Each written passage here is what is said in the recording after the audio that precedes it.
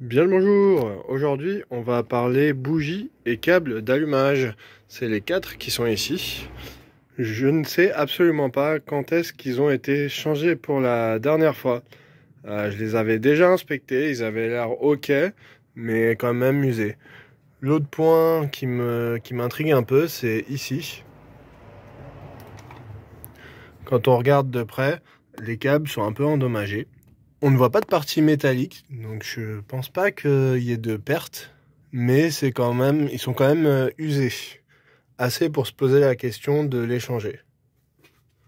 Le programme d'entretien prévoit de remplacer les bougies à toutes les inspections d'eux, mais sur internet on peut aussi trouver tous les 60 000 km. Mais je ne sais absolument pas quand est-ce que ça a été fait pour la dernière fois. Ça peut être il y a 10 000, 20 000 ou 100 000 km. Donc, dans le doute, je vais les remplacer. Ça peut notamment améliorer la consommation d'essence. Si jamais elles sont trop usées et que la combustion est pas totale, ça peut réduire la consommation d'essence. Donc, potentiellement, les changer peut améliorer ma consommation d'essence si elles étaient usées. Même histoire pour les câbles. Je pense que ce sont ceux d'origine. Dur à dire, j'ai aucune indication vraiment dessus.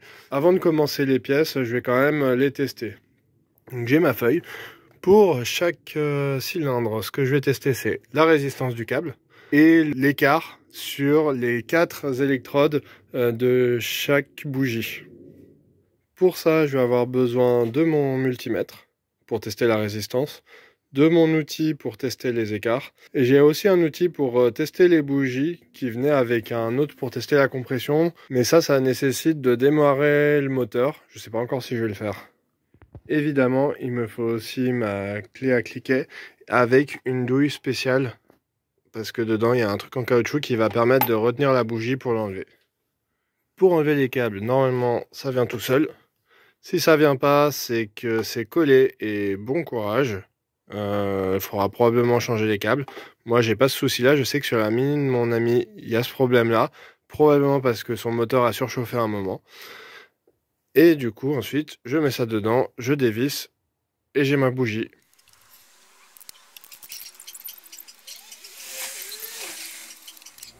Voilà la première. Donc, on constate que elle est un peu noircie sur le bord. Je vais essayer de mesurer les écarts. Alors c'est dur à faire et de toute façon on peut pas les changer, mais elles sont toutes à peu près dans cet état-là. En tout cas, elle n'a pas vraiment de signe qu'il y ait quelque chose qui aille mal. Elle est juste usée. Évidemment, quand vous faites ça, faites-le avec un moteur froid et pas chaud. Résultat des courses pour la première bougie sur le premier cylindre. J'ai laissé la bougie sortie, je les ai mises à l'abri ici et j'ai remis ça pour éviter qu'il y ait de la poussière qui rentre ou autre chose qui tombe. Je remettrai tout à la fin. Mais là déjà j'ai une résistance de 4000 ohms. Ça paraît convenable mais un peu haut quand même. Sachant que on en trouve qui sont à 850 ohms pour 30 cm. Et que là, ça fait à peu près 30 cm.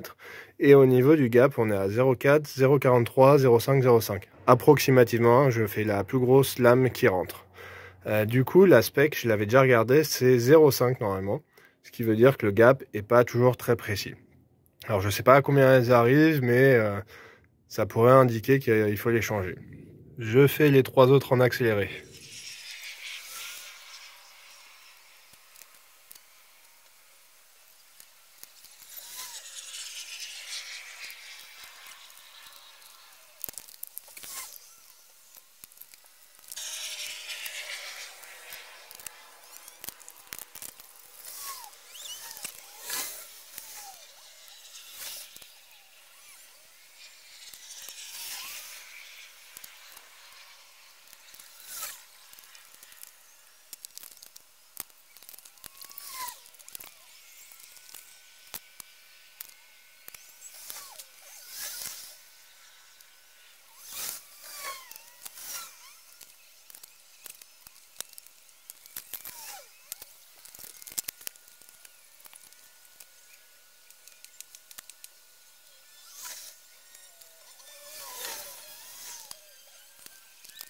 J'ai déjà fini toutes les mesures. Donc ça va de 0,4 à 0,55 d'écart. Alors je suis pas sûr à 100%, il y a une petite marge d'erreur parce que j'ai du mal à mesurer. D'ailleurs on n'est même pas censé les mesurer.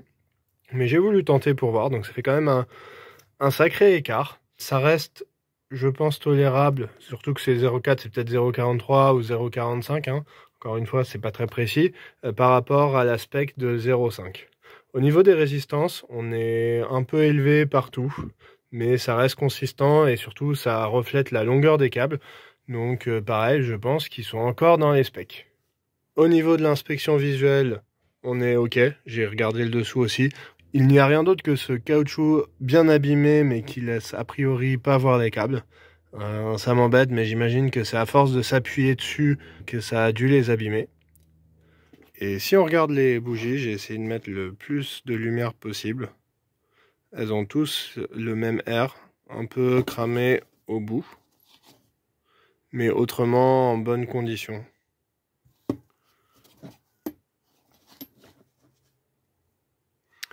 D'ailleurs, si on regarde là, je sais pas trop si ça se voit à la caméra, mais ça se voit que les électrodes sont un peu déformées.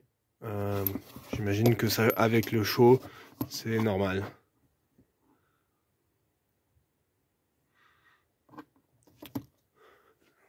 Voilà. Donc il me reste un seul test que j'aimerais faire. Ça va être de nuit. Ça va être de faire tourner le moteur et de mettre un peu d'eau dessus, de pchit, pour voir si on voit des étincelles. Auquel cas, ça m'indiquerait que même si on ne voit pas de câble apparent, il y a quand même un problème au niveau de l'isolation électrique de ces câbles. Du coup, qu'est-ce que vous feriez à ma place? Est-ce que vous les changeriez ou est-ce que vous les garderiez? Autre petit détail, on voit dessus le numéro. Donc c'est des NGK BKR 6EQUP. Ça, j'avais déjà regardé, c'est celles d'origine. Et elles sont nickel, je vais y recommander exactement les mêmes. Il ne reste plus qu'à les remettre. Et du coup, c'est très important de bien respecter le couple là-dessus. Celle-là, c'est à 27 Nm. Surtout pas plus, surtout pas moins. Sinon, ça peut abîmer les bougies et ça peut causer des problèmes sur le moteur. Donc là, vous vous serez peut-être rendu compte, mais la procédure que j'ai faite, c'est exactement comme si j'allais les changer. Donc vraiment une procédure très simple si vos câbles ne sont pas bloqués.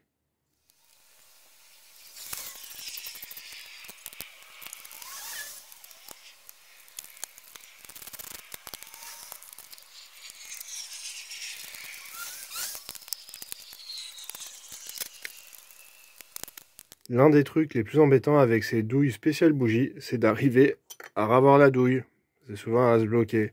L'astuce, c'est d'utiliser ce bout pour le mettre et incliner un tout petit peu l'extension pour tirer ça. Avec le contact du métal, en général, ça passe. Là j'appuie pour que le bout il fasse contact et j'arrive à l'avoir. Autre petite astuce, si jamais le caoutchouc qui est dedans se décolle, c'était le cas sur ma douille au début, collez-le. Là, je l'ai collé, le bout ne bouge plus. Et avec ce dernier cylindre, c'est bon. Je peux redémarrer mon moteur dès qu'il fera nuit. Il fait nuit. Je vais pouvoir faire le test de l'eau. Donc, je vais démarrer le moteur, éteindre la lumière, projeter un tout petit peu d'eau au-dessus des câbles. Et s'il y a des étincelles, c'est qu'il faut changer les câbles.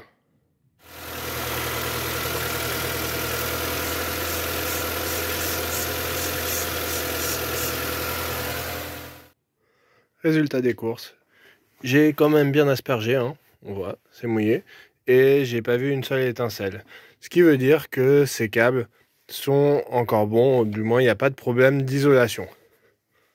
Le seul truc que je peux encore tester, c'est cet outil. Alors c'est plus pour tester quand il n'y a pas d'étincelles. Si j'avais pas d'étincelles, aucune de mes bougies était totalement morte, j'aurais eu un voyant ou j'aurais au moins entendu quelque chose allait pas au niveau du moteur.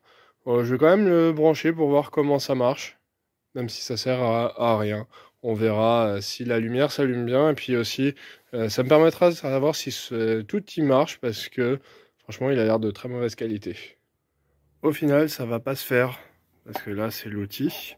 Donc déjà, ça inspire pas confiance ici, mais surtout, le bout qui est censé aller sur ma bougie, il y avait un clip autour, et en fait, c'était pas assez large. Du coup, je l'ai écarté avec des pinces, c'est du coup plus très rond, et j'arrive pas vraiment à l'ajuster pour qu'à la fois ça rentre et que ça tienne bien. C'est pas fait pour ces bougies-là, c'est pas le bon diamètre. Et là, en bricolant ça, j'ai peur de faire tourner mon moteur et qu'ici, il n'y ait pas d'électricité qui passe. Ça va pas l'abîmer trop, mais c'est pas super bon non plus. L'idéal, ça serait de récupérer un vieux câble, de le couper et d'utiliser ce bout-là en le ressoudant là-dessus. Mais là, j'ai évidemment pas de câble de rechange, donc je vais pas faire ça là. Au final, j'ai réussi à le brancher comme j'ai pu. J'ai l'impression que ça tient un peu. Je vais tester ça.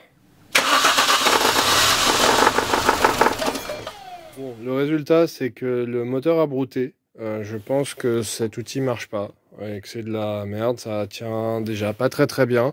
Je sais même pas si ça fait bien contact partout. Donc, plutôt que de risquer d'abîmer mon moteur, je vais abandonner ce test. Il était de toute façon pas super nécessaire. C'était ma curiosité et surtout cet outil, je vais le garder de côté, mais je pense pas que je m'en resservirai jamais. La conclusion de tous ces diagnostics, c'est qu'il n'y a rien qui permet d'indiquer avec certitude qu'il y a besoin de changer maintenant, mais que d'un autre côté, le système est bien usé, que ce soit les électrodes des bougies qui sont bien noircies ou ces câbles qui sont abîmés ici. Je pourrais continuer à rester comme ça et prier que tout va bien se passer pendant encore très longtemps, et ça continuerait probablement à marcher encore pendant un bon moment. Mais comme j'ai envie de tout remettre à neuf, c'est le bon moment pour changer et pour être tranquille pendant encore très longtemps. Je vais donc commander ça. En plus de ça, ça coûte pas très cher. Les bougies, j'en ai pour environ 40 € pour reprendre les mêmes que celles qu'il y a dessus, celles d'origine. Et les câbles, une vingtaine d'euros pour prendre des câbles NGK. Donc la même marque que les bougies, mais je suis pas sûr que ce soit ceux d'origine. D'ailleurs, je sais pas quelle marque c'est là d'origine. Et comme ça, je serai tranquille et j'aurai de la rechange si nécessaire. J'ai reçu les nouvelles bougies, les nouveaux câbles et aussi le nouveau liquide de frein, mais pas encore le réservoir. Je devrais pas tarder à le recevoir, ça sera pour la prochaine fois. J'ai déjà mesuré la résistance des nouveaux câbles par curiosité. Je m'attendais à avoir beaucoup moins de résistance. Pour le premier, quasiment 10 fois moins de résistance par rapport à celui qui est dedans. Le deuxième, 3 fois moins de résistance. Déjà, premier point un peu bizarre, c'est que là, il y a plus de résistance que là, alors que celui-là est plus court. Donc ça, là, j'ai un petit problème avec ça. Là, on est encore à entre 8 et 10 fois moins par rapport à celui-là, donc très bien. Et pour le dernier câble, alors on est toujours à moins, mais il y a une résistance qui est très bizarre. Là, j'ai marqué 3,4, mais en fait, ça varie quand je bouge un peu le câble. Ce qui m'inquiète un petit peu. Je me demande si le câble serait pas un peu défaillant, si j'aurais pas une mauvaise pièce. Et du coup, je me pose la même question pour celui-là. Alors celui-là, la résistance ne varie pas, mais elle est plus élevée que ce qu'elle devrait être. Ces deux-là, c'est vraiment des câbles neufs, en bon état et tout. Et donc, du coup, on voit bien la différence. Ceux-là a été usé, donc ceux-là, vraiment, ça va être une bonne chose. Mais ces deux-là, j'ai un petit doute. Je vais quand même les installer et aller tester. Si jamais j'ai des problèmes, surtout sur ce cylindre 4, je saurai qu'il y a un problème avec le câble et je pourrai toujours remettre l'ancien si jamais. Voici l'une des nouvelles bougies. On voit effectivement les électrodes sont toutes neuves. Et surtout, elles arrivent dans un petit carton pour protéger l'électrode. Donc j'ai pas besoin de faire l'écart. D'ailleurs, je vais même pas essayer de le faire parce que j'ai trop peur de les abîmer. L'écart est déjà fait en usine. Je veux pas y toucher. Je vais commencer à installer la première pour pouvoir comparer une bougie neuve par rapport à une bougie qui est dedans.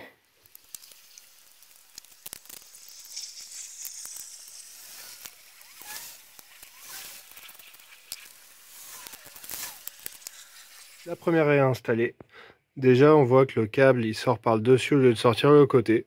Bon, je le savais déjà avant de les commander, mais bon, c'est juste une différence mineure. Et si on compare une nouvelle avec une ancienne,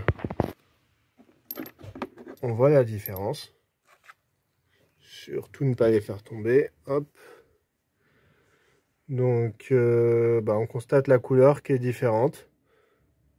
Sur le dessus, là c'est bien blanc, mais bon. En fait, je sais pas trop quoi en dire. Celles-là sont clairement usées, mais sans vraiment gros défauts. Il n'y a pas de dépôt. Elles ressemblent bien. Et les petits décalages que je pensais être bizarres, en fait, ça a l'air d'être d'origine parce que celle-là, si on regarde bien de devant, effectivement, c'est pas tout à fait aligné. Je vais continuer et installer les 3 autres en accéléré.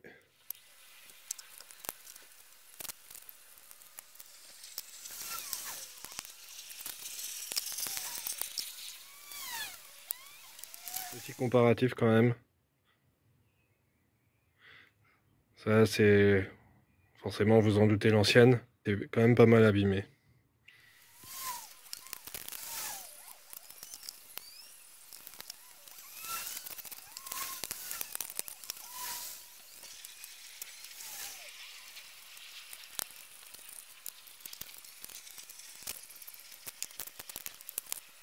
Quatre nouvelles bougies, 4 nouveaux câbles. Ça devrait faire du bien au moteur. Je vais aller tester ça sur route. Alors très doucement parce que ce réservoir de liquide de frein n'est pas encore changé. Donc j'ai pas envie de faire de bêtises, mais c'est juste histoire de vérifier qu'il n'y a pas de problème avec les nouvelles pièces. Et je vous reprends dans un instant. Avant de partir, est-ce que le démarrage va bien se passer? On va voir ça.